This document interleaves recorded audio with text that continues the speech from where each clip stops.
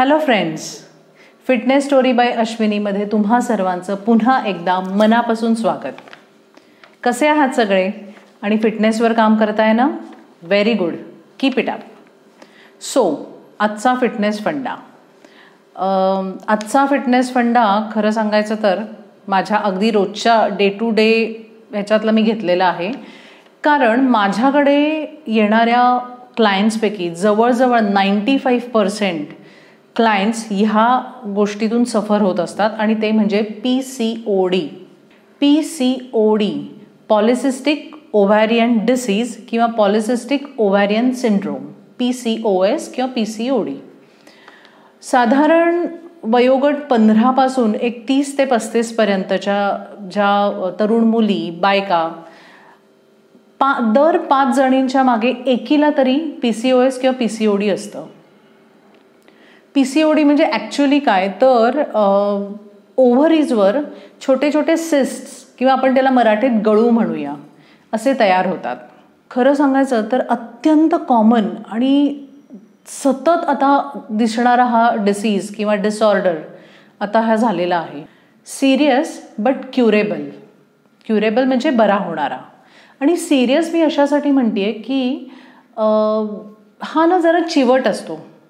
म्हणजे तुम्हाला काही गोष्टी या कन्सिस्टंटली आणि पेशंटली लॉंगर पिरियडसाठी फॉलो करायच्या असतात, तरच तो आपल्याला 0 लेवलला आणून ठेवता येऊ शकतो. तो म्हणजे 0 लेवलला आणता येऊ शकतो, पण कन्सिस्टन्सी आणि पेशन्स फॉर लॉंगर पिरियड हे फार आवश्यक आहे याच्यात. PCODची कारणं खरं सांगायचं तर आत्तापर्यंत तो कशामुळे होतो ह्याचं एक्झॅक्ट कारण नाही कळलेलं, पण एक ढोबळपणाने साधारण काही गोष्टी त्याला कारणीभूत होतात. म्हणजे द फॅक्टर्स कॉन्ट्रीब्युट्स PCOD. तर ते कशा? आजकाल येणारा स्ट्रेस, नंतर modern lifestyle, late night eating, झोपण्याच्या, खाण्याच्या, पिण्याच्या इर्रेग्युलर सगळ्या वेळा, म्हणजे इर्रेग्युलर स्लीपिंग टाईम, नंतर lack of physical activities, lack of exercise किंवा सेडेंटरी लाईफस्टाईल आपण म्हणूया, किंवा जे काय कामं असतात कॉम्प्युटरसमोर बसून दिवस बसूनचं काम, ह्या सगळ्या ह्याच्यामुळे PCOD डेव्हलप व्हायला सुरुवात होऊ शकते. ॲक्च्युली कसं होतं की एकदा PCODचं निदान झालं, डॉक्टरांनी PCOD आहे हे डायग्नोज केलं की पहिली गोष्ट डॉक्टर सांगतात की वजन कमी करा, डाएट करा, एक्सरसाइज करा. पण ह्या ना गोष्टी आपल्याकडे खूप लाईटली घेतल्या जातात, म्हणजे थोड्याशा इग्नोर केल्या जातात असं म्हटलं तरी चालेल. जे मी मगाशी सांगितलं की ज्या फॅक्टर्समुळे PCOD होऊ शकतं आपल्याला, ह्या सगळ्यामुळे एक मेजर गोष्ट काय होते तर हार्मोनल इम्बॅलन्स होतो. आणि hormonal imbalance is the major cause for PCOD. मग हार्मोनल इम्बॅलन्सचं कारण काही का असेना, पण इट लीड्स टू PCOD. जर वेळीच ह्याकडे आपण लक्ष नाही दिलं ना, तर काही गोष्टी आपल्याला दिसून येतात की त्या PCODचा परिणाम आपल्या शरीरावर कसा दिसतो. काय होतं मी तुम्हाला सांगते. सगळ्यात पहिली गोष्ट की इर्रेग्युलर पिरियड्स कधी 2-2, 3-3 महिने येत नाहीत, किंवा जेव्हा येतात तेव्हा प्रचंड ब्लिडिंग होतं, किंवा काही महिन्यांनी येतात पण ब्लिडिंगच होत नाही, पण पोटात खूप क्रॅम्प्स वगैरे येतात, किंवा फिजिकली जास्त त्रास होतो. दुसरी गोष्ट थिनिंग ऑफ स्काल्प, म्हणजे आपले केस खूप गळणं सुरू होतं. तिसरी महत्त्वाची गोष्ट म्हणजे ग्रोथ ऑफ फेशियल हेअर. थोडंसं ह्यात काय होतं की मेल हार्मोन्स डॉमिनेट होतात आणि त्याच्यामुळे आपल्याला इथे दाढीसारखे, म्हणजे थोडक्यात दाढीच म्हणूया आपण, तसे केस यायला लागतात. आणखीन एक काय होतं तर मेटाबॉलिझम कमी होतो. मेटाबॉलिझम कमी झाल्यामुळे ऑटोमॅटिकली कॅलरी बर्निंग रेट कमी आणि वेट गेन.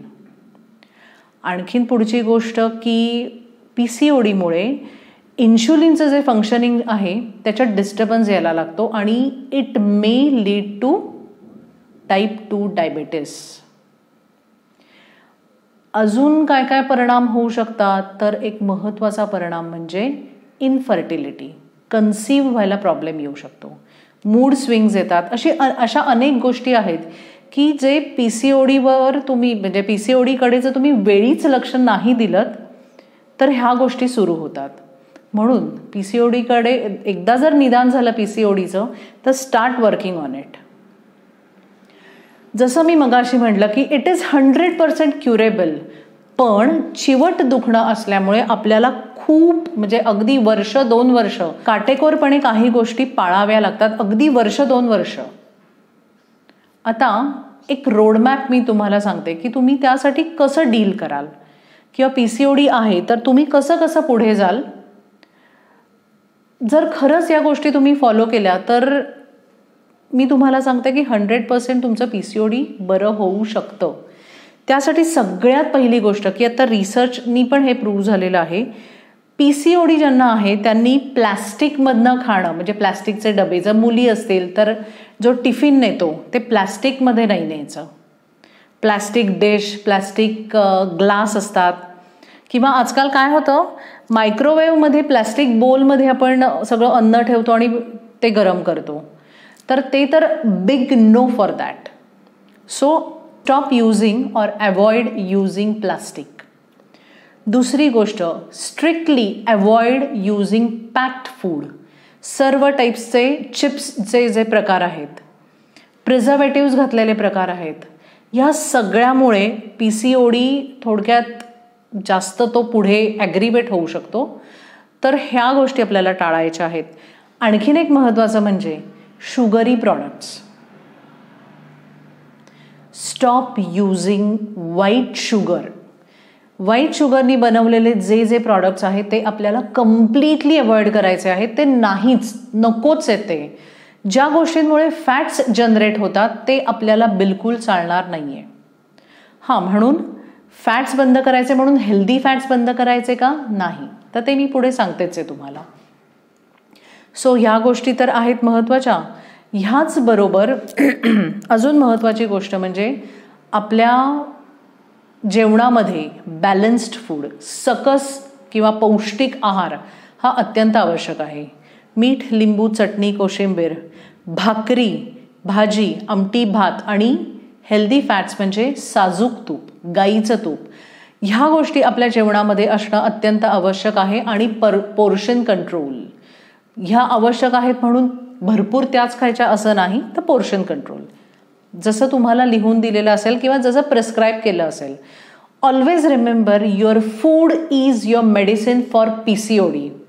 तुम्ही जितकं सकस आणि जितकं पौष्टिक फूड खाल त्यांनी तुमचं PCOD बरं व्हायला मदत होणार आहे. So food is your medicine. तुमच्या फूडमध्ये तुमचं फूड हे भरपूर प्रोटीनयुक्त क्लास 1 प्रोटीन, दुसरी गोष्ट भरपूर फायबर्स, नंतर complex carbs, vitamins and minerals, त्यासाठी सर्व सीझनल फ्रूट्स, आणि हेल्दी फॅट्स म्हणजे साजूक तूप, गाईचं साजूक तूप, ह्याचा समावेश असणं अत्यंत आवश्यक आहे. त्याचबरोबर नियमित पुरेशी झोप आणि शांत झोप हे सुद्धा खूप आवश्यक आहे. आणि last but not the least आणि सगळ्यात महत्त्वाचं म्हणजे एक्सरसाइज, फिजिकल ॲक्टिव्हिटी. आणि ती कुठली फिजिकल ॲक्टिव्हिटी? तर साधा वॉक घेतोय, योगा करतोय असं नको आहे आपल्याला, तर strength workout, core workout, gym workout. आपल्याला there is no substitute to gym workout, core workout और स्ट्रेंथ वर्कआउट. ह्याच्यामुळे काय होणार आहे तर आपल्या ओव्हरीज स्ट्रॉंग होणार आहेत, मसल गेन होणार आहे आणि फॅट लॉस होणार आहे. PCODमध्ये फॅट लॉस होणं अत्यंत आवश्यक आहे, अत्यंत गरजेचं आहे आपल्या ओव्हरीजच्या दृष्टीने. सो गाईज, मी असं सांगेन की हे सगळं ज्यांना PCODचे प्रॉब्लेम्स आहेत तर हे सगळं तुम्ही नियमित फॉलो करून बघा.